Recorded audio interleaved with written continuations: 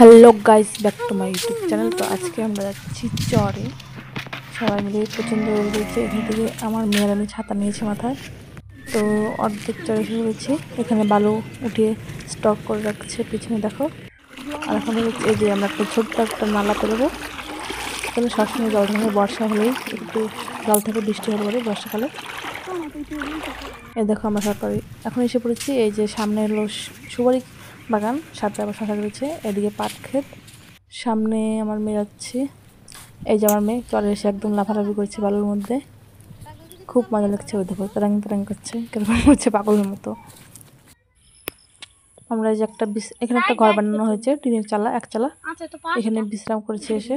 এদিকে অনেক উঠানো হয়ে গেছে ব্যাগ। এখন আমি বাড়ি নিয়ে যাবো চরদের মাঝখান দিয়ে। এখানে কোনো গাড়ি ঘোড়া আসে না। তো এই যে বেগুন লাগানো হয়েছে। এখানে এসেছিলাম খেতে পরিষ্কার করতে। তো এখন উস্তাকে ব্যাগে বাড়ানো হবে, সাইকেলে লোড করা হবে। দেখো এদিক দিয়ে পুরো দেখো কি সুন্দর জমিটা। তো এইখানে বেগুনের গাছগুলো আবার পরিষ্কার করা হচ্ছে, না হলে একটু পরে বৃষ্টি চলে আসবে। পরিষ্কার করে দিলে মাটির চারদিক দিয়ে নরম করে দিলে গাছটা তাড়াতাড়ি বাড়বে এবং ভালো হবে। গাছটা দেখো কি সুন্দর হয়েছে। প্রত্যেকটা জমিতে জায়গা জমিতে প্রত্যেকটা একটা করে ছেলেগুলো আছে, খুব সুন্দর লাগে ছেলেগুলো। ছোট কল, মিনি কল। এখানে আমার মেয়ে জল পড়েছে।